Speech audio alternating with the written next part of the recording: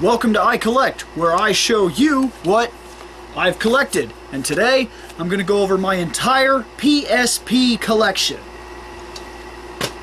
I'm going to start with these. These are games that I no longer have cases for. Whether they simply got lost, or I had to buy them without cases, or somehow I obtained them and they didn't have cases, or they broke, whatever the situation, I no longer have them. Okay, so Need for Speed Most Wanted. On the PSP, it's pretty much the same thing we got on the PS1, PS2, somewhere in the middle there, and it's not bad. It's Need for Speed. Next, Final Fantasy Tactics, the Lion War, I believe is what this is called. Oh, the War of the Lions. I'm sorry. Well, I have a complaint and then I have a compliment for this. First off, it was cool that they added all the CGI like cutscenes to better force the story and show us different things, like when they're sitting in the grass and they do the whistle thing with the grass. That was pretty cool because it was actually now in a full CG, really art styled type of thing, and it was really enjoyable to watch. But the game runs slow, like there's something wrong with it. On the PSP, it actually seems like it's suffering from lag when you do attacks or something like that, and that sucks.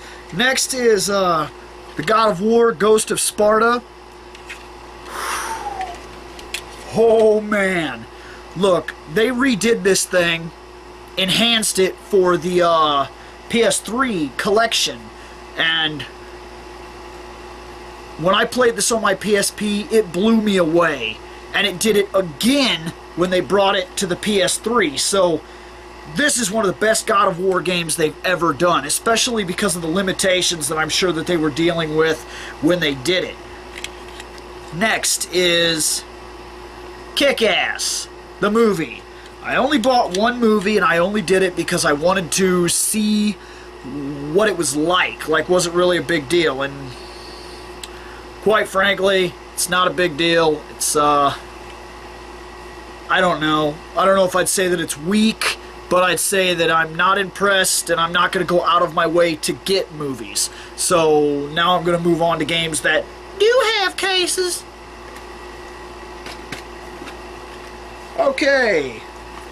Star Wars Battlefront 2. I haven't gotten around to remaking this case. I'm going to print off the artwork and whatnot and put it in there so that I have a case that's more agreeable, but you know, that's what it is. So Star Wars Battlefront 2. Oh, and just to get it out of the way, Renegade Squadron. So I have these right here, and once again I got these from GameStop, and it's got those stupid stickers, and you know how I feel about stickers, but I'm not going to get into it. These games are actually pretty good. It takes a little bit of getting used to use the control scheme, the way that it wants you to look around and whatnot, but after you get used to it, it's pretty solid, and I had a real good time playing these.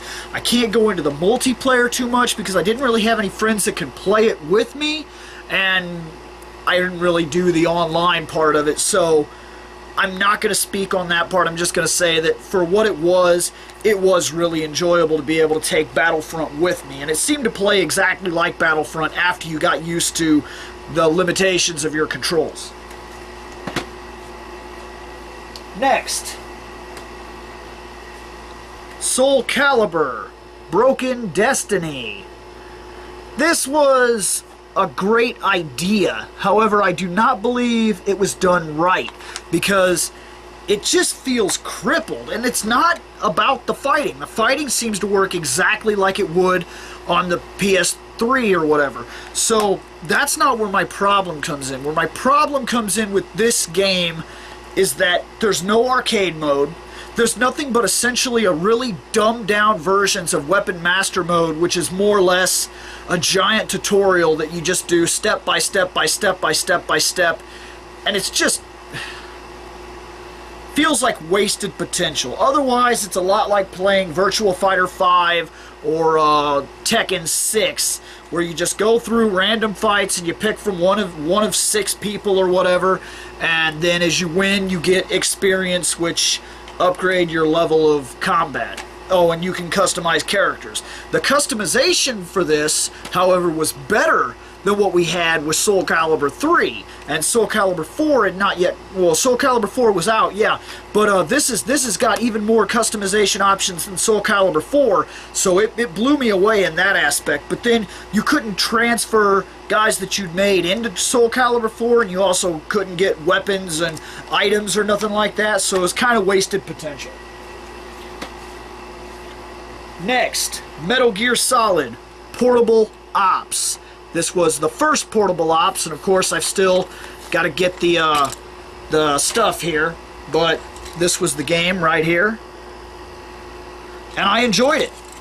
A lot of people cried about this game, and I don't understand why. It played almost exactly like Metal Gear Solid 3. The only problem was the camera, and this is one of those things that just makes me crazy, because they're doing this collection thing and they're not going to put this on there. So everybody that missed out on it and was complaining about the camera could be fixed. We played Peace Walker, remember, on the PS3 and the Xbox 360 for that matter, and it gave us the second thumbstick to control the camera, and the game was better than it was when it was portable. So this game could be a good game, but they just keep giving this thing the big D treatment. So I guess only certain people that are willing to suffer through the fact that the camera sucks are ever going to beat this, and that's a real shame, because this was actually really, really, really good. Parappa The Rappa. Yeah! This game is wild. The art style is one of the biggest things that really draws you into this game. Just being able to play. Everybody's like this real flat paper type of guy. And it's just, the attitude of the game is what's so great about it. The raps are crazy. Like you go in to learn like better martial arts rapping from your sensei, which is a smelly onion man. He's like, kick, punch, it's all in the mind. It's really sweet. It's so goofy. A lot of the rhymes stick with you. Like there's this crazy one where you're driving down the road, you got to learn how to drive and different things like that. There's one where you have to take a piss, I believe, and you're like, oh, and you're rapping about how bad you got to go, and you start like getting all crazy and you're seeing other people, and it's wild. It's really super enjoyable, and it translated well onto the PSP. The only thing I have to say about it is that it still suffered from the timing problem that the original game did. Metal Gear Solid Peace Walker. Peace Walker was an absolute great game, and anybody that missed out on this, you're going to have a chance soon with this new collection that they're releasing for the special PlayStation 3, Xbox 360 Metal Gear Solid Ultimate Collection. When that comes out, it's going to be really sweet, because you're going to have another chance to play this, and it's with the fixed camera, because you'll have 2 thumbsticks, and it's going to be really sweet. I'm telling you, if you missed out on this, take your opportunity when this big collection comes out and try this. You really will enjoy it. Metal Gear Acid 2 and Metal Gear Acid 1. The coolest thing about Metal Gear Acid 2 is this thing. This is the 3D Konami box thing. It's pretty wild, but the entire game was done in 3D, and you can actually take this box and it goes like over the PSP, and then you can set it up so that you can use it to kind of look through as you play, and it turns it into like a Virtual Boy experience that's enjoyable, because everything is really 3D, and the effect is actually quite nice. And if you never got a chance to see this, it's getting a lot more difficult to find it with the actual parts intact. A lot of these, they were cardboard, and of course they're really easy to mess up and destroy. So a lot of people that have this game do not have the box to it. This is a card battle game, yes, but it was done extremely well, and of course it has a Metal Gear type story, so nobody knows exactly what's really going on, and it's open to multiple interpretations, but it's really enjoyable. It did have a good story, it was fun to play, and if you could just get over the fact that it's a card battle game and give it a chance, the strategy and layout of the game is still very Metal Gear Solid, so there's that to think about. This is pretty cool. This is Mega Man Powered Up and Mega Man Maverick Hunter, a dual collection set that I got. And of course I bought this from GameStop, but I think this is just an actual game. I don't think it was like any type of Xbox exclusive or nothing like that. Where do I go into this? This is both Part 1s remade. So this is Mega Man 1 remade in a super cutesy art style, but it's amazing. They added 2 extra robot bosses, and if you defeat them in specific circumstances, you get to use them. Not just get their power for Mega Man, but if you beat, say, Cutman in a specific way, you would unlock him, and you could use Cutman throughout the game as your actual guy that's going to go save the world.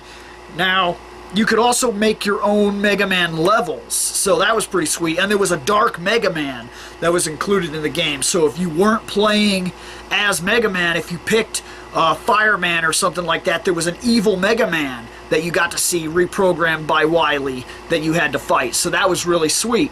The next game is Mega Man Maverick Hunter X, and that's a remake of Mega Man X1, and all the armor is in different spots. The levels are still there, but they're like a 2.5D. Everything's in 3D, but you still move the same way that you used to, and it looks beautiful. It's a lot of fun to play. It's still basically the same game, but since they changed the location of armor and weapons and whatnot, it's a little more difficult, like, to just run into it and run through. You have to go look for that stuff again, which was cool for me because I got that experience back, that, where is it? Where is it? I need it. So that had been gone for me because I beat the other one so many times, and then this came out like that. And when you beat it, you get a chance to go through the entire game from Vile's perspective. You get to be Vile and see pretty much why he's such a douche. And the other thing that was pretty cool about it was when you beat the whole game, you get the anime, which is a 30-minute short where you get to see what led up to the start of Mega Man X. Highly recommended, both games. Marvel Ultimate Alliance. I only have Part 1 because Part 2 was terrible. But Part 1 is very enjoyable. It has a couple modes that you didn't get in Marvel Ultimate Alliance, and on top of that, it also has some pretty fun elements to it, like some extra characters that we also were only exclusive to this. So that's pretty cool. Like, I believe Hawkeye's one of them. One of the coolest things about it is there's a hero mode where you go through the game on whatever difficulty setting you want. But say like Captain America, your Captain America dies, it deletes him off the game. You no longer have access to him. He's dead. So you gotta actually manage your guys and choose guys for specific situations. Like if you know you're going in to fight a certain guy and you need to slow down time or whatever because he's got this crazy ridiculous attack, then you're gonna want Spider-Man's Spider Sense. Where on the other hand, if you're going into a guy that does major damage, you might want Spider-Woman because she can do the heal team thing. So it's pretty sweet, it's still fun, the whole take it with you thing really worked for this, and I'm a big fan of Marvel Ultimate Alliance anyway. So there's that. Little Big Planet. If you like Little Big Planet on the PS3, if you like it on your PS Vita, then you're going to like it on your PSP. It's sweet. It's Little Big Planet. I don't know what to tell you. Like, you make sweet levels. You do just about anything you can imagine that you want to do, you can do. Like, this game is the greatest sandbox game ever made, hands down, and you could take it with you, and it lost very little in the translation. It's its whole own game, so it's not like just a port of Part 1 or Part 2. It's an entire story for Sackboy, as far as stories go in this game, for you on the go. So that's pretty sweet. Final Fantasy VII Crisis Core is one of the greatest gaming experiences I ever had in the Final Fantasy universe. That's saying a lot, and it's not an exaggeration. It was kind of like a more you control Tales of type of battle system, but not exactly either. It was kind of like its own hack and slash feeling, and it was great to play as Zack and see what led up to the whole Midgar being the way that it is, and not just that, but what exactly really happened in Nibelheim. I believe I said that right. If I didn't, I'm sorry. It was great, and what was really great about it is it looked so unbelievable. Like, I cannot believe that this has not been ported to the PS2 or an HD for the PS3. I really cannot believe it. If God of War got that HD treatment, and all these other games are getting the HD treatment, this deserves it. This needs it. Please, please, HD remake. Just this game alone. Or you know what? Give me the Final Fantasy Hardcore Collection. It could come with Final Fantasy 1, and still, I don't care if it's just the reprint of the PS1 discs, it'll still work on the PSP, so, PS3, so get that for me, and then give me, say, a download voucher or an enhanced HD version of the Dirge of Cerberus, and then this also, and give all that to me on a single Blu-ray disc or something, and I will be ecstatic. You don't even have to upscale Final Fantasy VII. If you guys just want to give it to me on the Blu-ray disc so I can play it without switching discs, look, I'm into that. I'd pay for it. This needs to be ported to the console. Everybody needs to be able to play this. This is Final Fantasy IV, the complete collection. And it is the greatest version of Final Fantasy IV that has ever come out. Hands down. Easy. And I'll argue with anybody on this. Anybody. I don't care how retro you are. I don't care how friggin' purist you are. This game was great. It doesn't take away from the original game is what makes it so great. It's simply Final Fantasy IV with some upscale. Like, everything's in HD and looks better.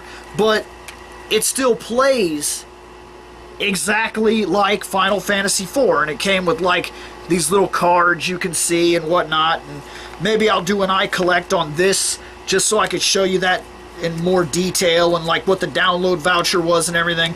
But it's Final Fantasy IV, and it's Final Fantasy IV, this thing called Interlude, where it kind of takes you through like a half-an-hour story of what happens right after, like a year after, 2 years after, something like that. And then right after that, you have the after stories, which is this thing, well, it's just called the After Years, actually. And what you do is you could play each character, and each character has a specific storyline years down the road that another giant catastrophe is happening, and they're all like, we better do something about it. And it's a lot of fun. It was great. The HD brought it new life that just reinvigorated the entire tale without ever taking away anything from it. It was still the same game that we'd already played. Ghostbusters. It's Ghostbusters more like it was on the PS2. It's still enjoyable. However, it's not the greatest game I've ever played. And the Proton Pack took some real getting used to in terms of how they wanted to aim, because they want you to aim with the square, circle, X, triangle, and that's really difficult for me to do. Next is Dragon Ball Z Tenkaichi Tag Team, which, believe it or not, plays a lot like Tenkaichi 3, has great graphics, but the coolest thing about it was like when I fought Raditz, I was Goku and Piccolo versus Raditz. So little moments like that go into there. Like when you fight the Ginyu Force, it's all of them. And they got a big team and they come at you 2 by 2 while you're just Goku, but you're way overpowered, and it's really awesome to be able to play those parts of the game the way they were meant to be played. And I believe there are also some things like in the movies and whatnot that you get to play too. Like there's also some weird situations that you can do. There's one where you can be like 4 or 5 guys versus Cell all at once, like some what ifs and whatnot. It's a lot of fun. It really is. It's a great game. It's one of the gems of the PSP library, in my opinion. Dissidia. This is Dissidia 0. Okay, let me try to say this.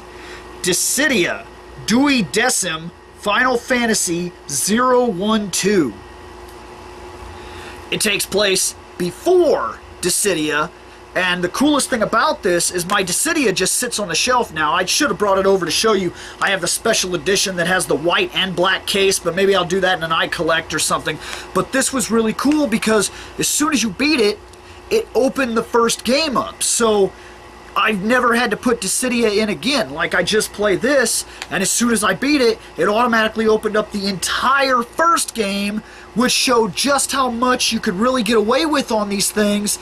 And it also kind of made me hate some of my other games because they got away with so much on one disc that other games don't seem to be putting in any effort. Oh, and there was a ton of downloadable costumes that came out for characters, including finally the Warrior of Light having the red hair with the armor and the tinier shield, looking like he should have from Final Fantasy 1 to begin with.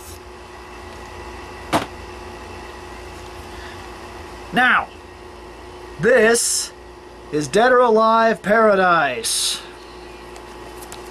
It's essentially Dead or Alive Volleyball on the PSP. I own Volleyball. I own the Volleyball Double X or whatever, or Part 2 or whatever they call it, and I own Paradise. Do I own it because there are skimpy ladies playing the volleyball? Not really. Believe it or not, and this is going to be very hard to believe because, well, look, you can tell what this game was obviously intended to be, but I'm a huge fan of DOA, and I didn't even look it up. I simply went there, seen there was DOA for the PSP, and I was like, yep, and I grabbed it up immediately, and I bought it, and I played it for maybe an hour or two, and it's just the volleyball game. And that's all I really have to say about it. It's wasted potential, again, because I really feel like there could have been a really, really, really good DOA on the PSP, and they threw away that opportunity. My last game is this right here. This is the third birthday. Sorry, I showed you the wrong end here.